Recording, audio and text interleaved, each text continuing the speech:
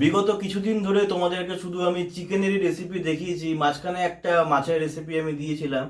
তো আজ থেকে একটা সিরিজ শুরু করতে চলেছি, ডিম দিয়ে যত রকমের রেসিপি হয় বা হতে পারে তোমাদেরকে সেটা আমি আজ থেকে দেখাবো। তো আজকে আমি সিম্পল একটা ডিমের কারি তৈরি করছি, যেটা আমাদের বাঙালিদের খুবই প্রিয় জিনিস। আর এই ডিমের যত রেসিপি আমি তৈরি করব, ম্যাক্সিমাম বাঙালিদেরই প্রিয় রেসিপিগুলোকেই আমি তৈরি করব। তো চলো বেশি কথা না বাড়িয়ে রেসিপি ভিডিও শুরু করছি। এই ডিমের রেসিপির জন্য আমি এখানে 4টে ডিমকে সেদ্ধ করে খোসা ছাড়িয়ে নিয়েছি, আর 2টো আলুকে এরকম করে কেটে সেদ্ধ করে এরও খোসা ছাড়িয়ে নিয়েছি। 3টে বড় সাইজের পেঁয়াজ আমি এভাবে কুচো করে নিয়েছি।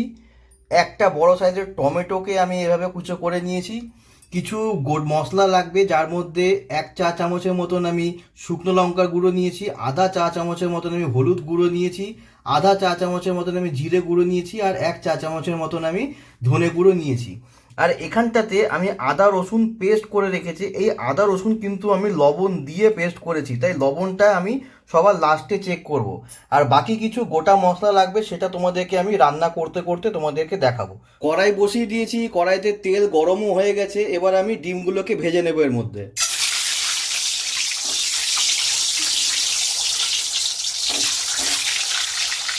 সামান্য একটু হলুদ ছিটিয়ে দেবো।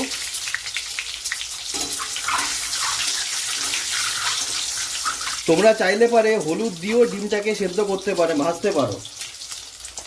আর খুব সামান্য একটু লবণ আমি দিয়ে দেবো এর মধ্যে।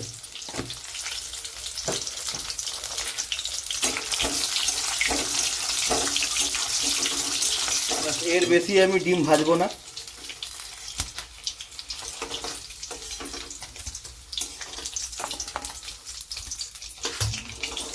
এবার এই আলুগুলোকে ভেজে নেব।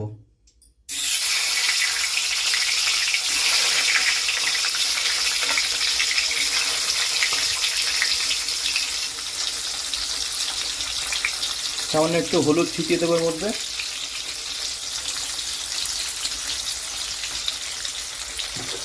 আর সামান্য একটু লবণ।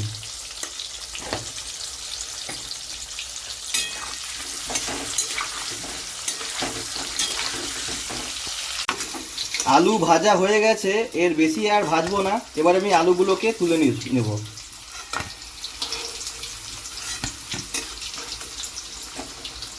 এবার দেখো, এই গোটা মশলার মধ্যে আমি 2টো তেজপাতা নিয়েছি, এলাচের কয়েকটা দানাকে একটু সারসি দিয়ে থেতো করেছি, গোটা এলাচ কিন্তু দিইনি, আর কয়েকটা এখানে দারচিনির ডান্টি আছে।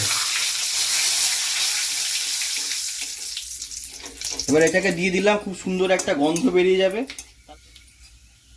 গন্ধ বেরিয়ে গেছে, এবার এর মধ্যে আমি পেঁয়াজগুলোকে ভেজে নেব।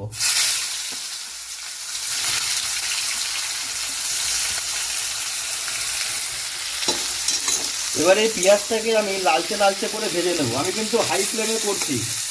তোমাদের যদি হাই ফ্লেমে অসুবিধা হয়, তোমরা কিন্তু আগুনটা হাই থেকে মিডিয়ামের মাঝখানে বা লো টু মিডিয়ামের মাঝখানে তোমরা করতে পারো।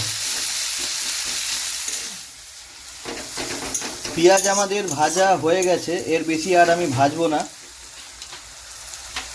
এবার এর মধ্যে আমি আদা রসুন আর লবণের পেস্টটাকে এর মধ্যে আমি দিয়ে দেবো। এবার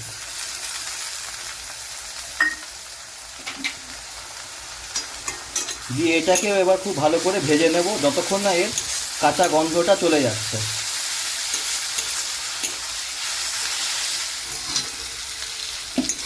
আদা রসুন মোটামুটি হালকা ভাজা হয়েছে, কাঁচা গন্ধটাও হালকা গেছে। এবার এর মধ্যে আমি মশলাগুলোকে দিয়ে দেবো। সমস্ত মশলাগুলোকে আমি এর মধ্যে দিয়ে দেবো।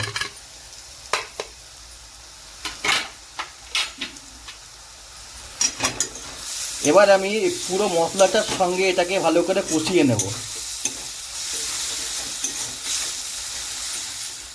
আর এই সময় আমি কেটে রাখা টমেটোগুলোকেও এর মধ্যে দিয়ে দিলাম।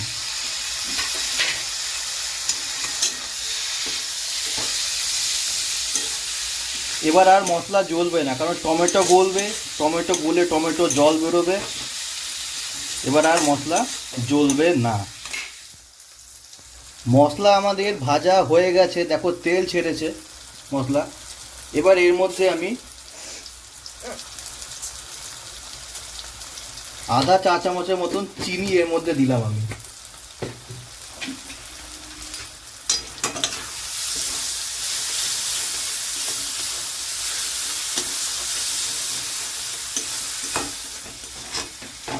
চিনি মেল্ট হয়ে গেছে।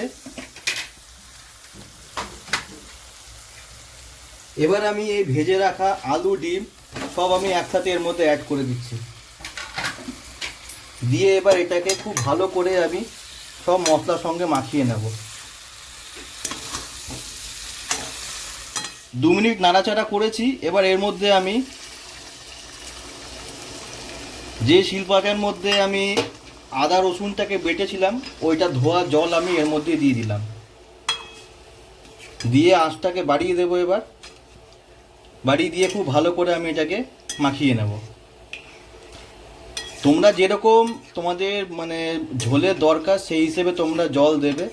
এর মধ্যে আমি আরেকটু জল অ্যাড করব।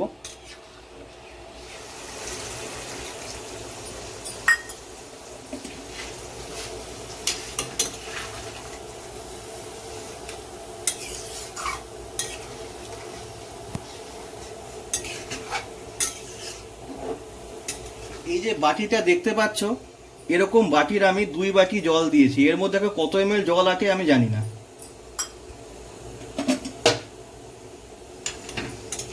এবার এটাকে খুব ভালো করে ফুটতে দেব। ফোটার পরে নুন মিষ্টি সব চেক করব, আমাদের রেসিপি ডান হয়ে যাবে।